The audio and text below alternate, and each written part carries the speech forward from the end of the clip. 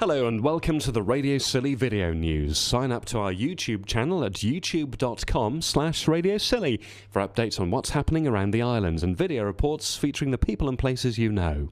Our video report is brought to you in association with Truro and Penwith College. Read about courses and opportunities online and watch the building of the new Penwith campus at truro-penwith.ac.uk. Sign up to the Scilly Lottery and you've a 1 in 2,000 chance of winning £1,000. You can play if you live on the mainland. It helps keep Radio Scilly on air and funds good causes around the islands. Read more at scillylottery.com.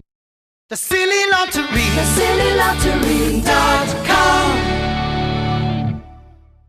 A former St Mary's police officer who worked the beat in 1959 and 1960 is back on Scilly to see how policing has changed.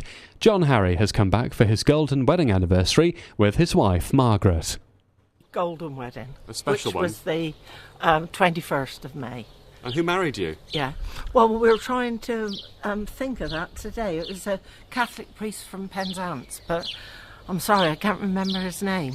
But if we go back to the Catholic Church while we're here, they're going to find the book for us, and then we can pick up the priest's name. Well, happy anniversary. Yeah, thank you very much. And John, if I can turn to you. Yes. Yeah. You were the sole police officer, were you? Well, no, I wasn't. I came over here as a single policeman because they had a married policeman living here, and they had a married policeman and a single policeman. So I was a single policeman on the island in 1959 till 1960. We got married and we stayed here for another 6 months. In fact, we lived in the old dentist house just above Portcressa Beach, and we had a lovely view. Of course, we were very lucky for 6 months. Our first married house, and that was what happened. Now, when you watch programmes like Heartbeat on TV, was it similar to that then, with the policing methods then? It probably was, only we didn't have any transport then. In fact, I can mention a name, can I? One of the chaps on the island was Johnny James. I don't know if you know Johnny James, do you? Well, he was a special constable, and the only vehicle we had was his, which was a little Land Rover. So if anything happened, we used his vehicle.